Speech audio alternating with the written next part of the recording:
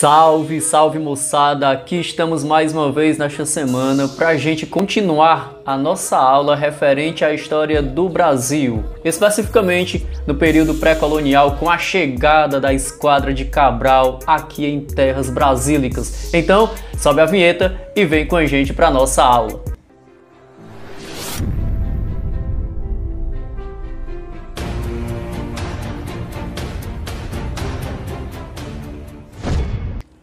Bem, jovens, existe uma música do Titãs que fala o seguinte: terra à vista. Tem palmeiras, sabiás, mulata, ainda não.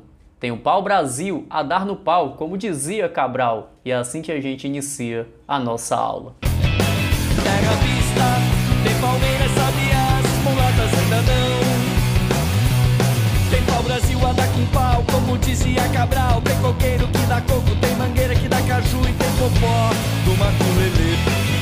Muito bem, jovens, depois desse breve início, a gente começa a frisar aqui na nossa aula de hoje os nomes que o Brasil inicialmente teve. Como, por exemplo, com a chegada de Cabral aqui no Brasil, nós tivemos em Porto Seguro a nossa primeira missa.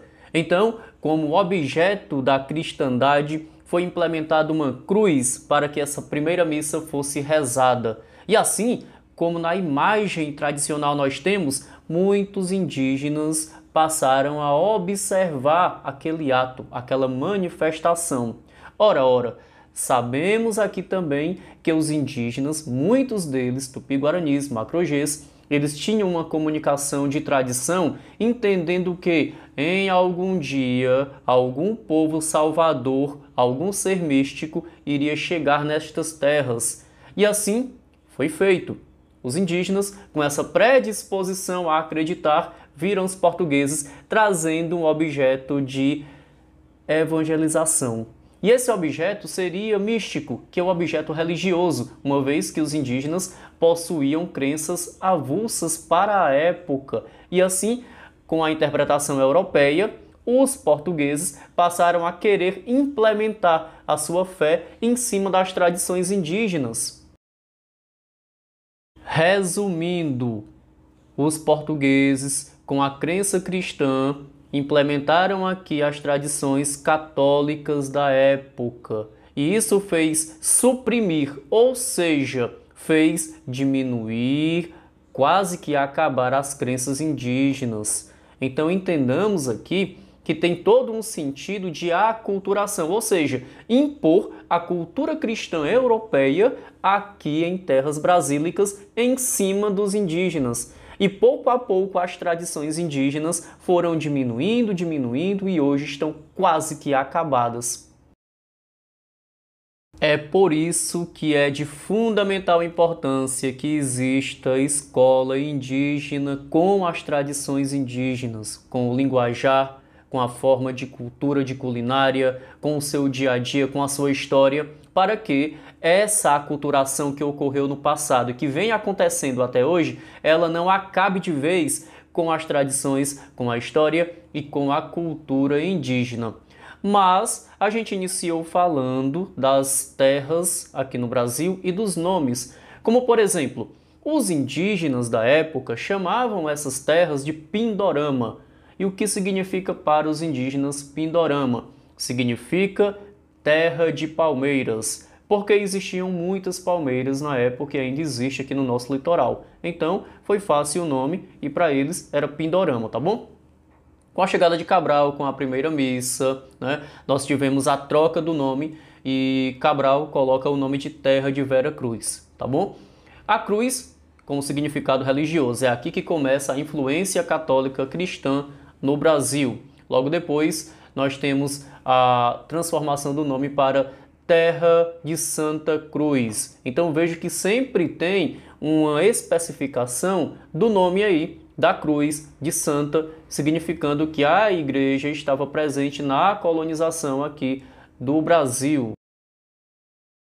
Após 1503, nós tivemos o encontro de esquadras de portugueses com o que eles viram que dava riqueza, que era o pau-brasil.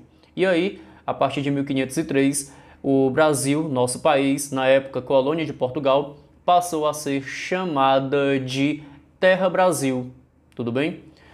Só que o nosso intuito da aula não é só falar sobre os nomes, mas o nosso objetivo é compreender como é que funcionou no início essa colonização, quais os interesses portugueses em jogo e como os indígenas receberam isso. E aqui iniciamos, eu irei colocar aqui um cardzinho, um slide, mostrando o período pré-colonial, que ele tem como característica principal o escambo e o tráfego, ou seja, a transição desse pau-brasil da mata sendo levado pelos indígenas até as feitorias, que eram aqueles galpões que ficavam próximos às praias e dali para ser colocado em navio para levar para a Europa. Então entendam, o escambo, o que foi o escambo? O escambo foi uma forma de troca.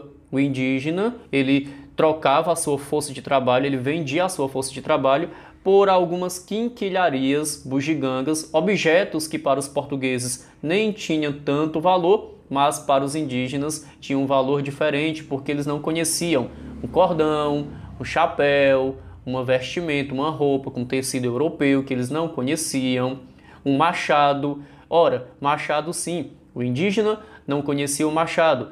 E os indígenas são várias tribos, várias etnias de indígenas no Brasil, que algumas eram rivais e brigavam entre si. Então imagina, o indígena, quando ele vê o machado, ele não observa o machado apenas como objeto cortante de pau-brasil, mas como uma arma para utilizar em guerras. Então é uma troca, né? O trabalho do indígena sendo trocado aí por bugigangas e quinquilharias. E assim os indígenas passaram a trabalhar para os portugueses em troca aí dessas bugigangas, tá?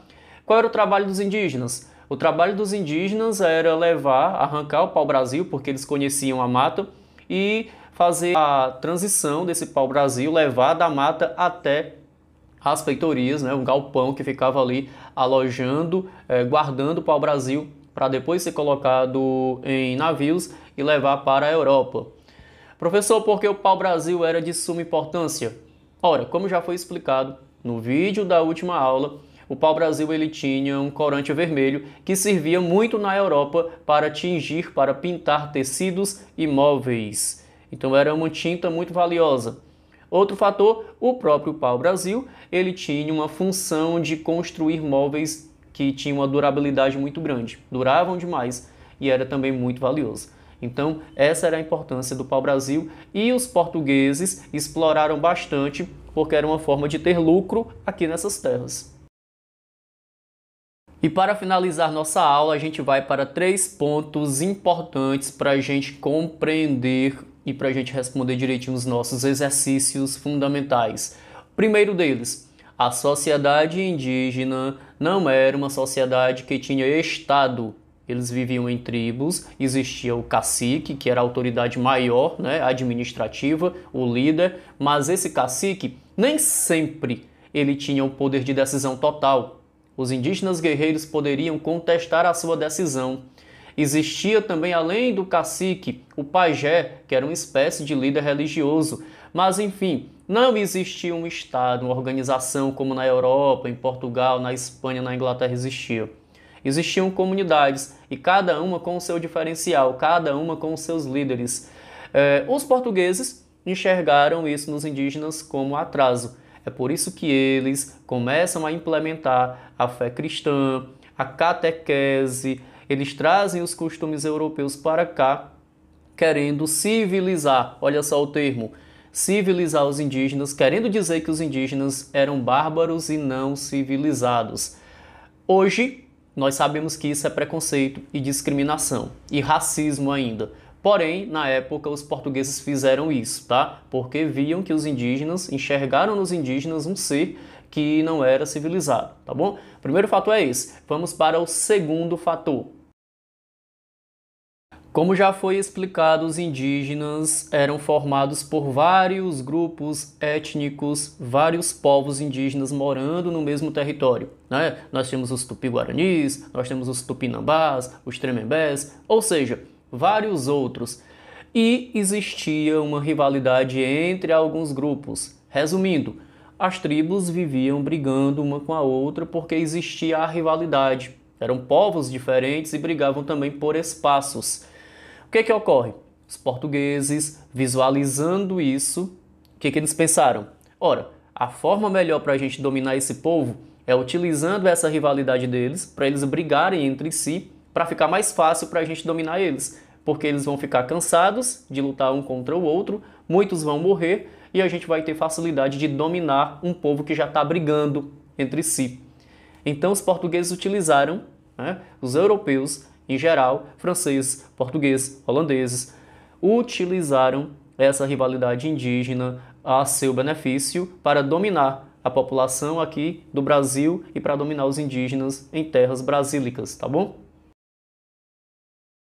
E o terceiro e último fator importante que já foi citado é o escambo, né? A primeira forma de trabalho utilizada aqui, de troca, foi o escambo. O indígena, muitos deles foram sim escravizados, outros não. Aqueles que aceitavam trabalhar não recebiam em dinheiro. Professor, por que não em dinheiro? Porque o indígena nem sabia para que servia dinheiro. Para o indígena, dinheiro não tinha significância, não tinha significado. Eles não trabalhavam com isso. Na realidade, eles nem sabiam que era comércio. Então, eles vendiam, digamos assim, eles cediam a sua força de trabalho, que era o escambo, por meio do escambo. Eles tiravam o pau-brasil, levavam o pau-brasil até as feitorias, das feitorias iam para a Europa. E em troca, o que os indígenas recebiam? Facas, roupas, machados, objetos que não tinham tanta significância para os portugueses, mas para o indígena era uma coisa nova. O indígena pegava aqui um espelho, se olhava, meu Deus, que é isso? É espírito. Então para ele era uma coisa nova. Essas roupas, essas quinquilharias, era o que o indígena recebia, tá? Então esse é o nosso último fator. Só para finalizar, os indígenas, inclusive, nem sabiam por que os portugueses queriam tanto o pau-brasil. Porque para o indígena, o pau-brasil só servia mesmo, era para enfeitar a paisagem e para fazer fogueira. Só que os portugueses, eles já tinham conhecimento do comércio.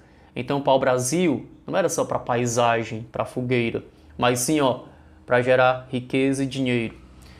Então, galera, essa foi a nossa aula de hoje. Fiquem com Deus e até uma próxima.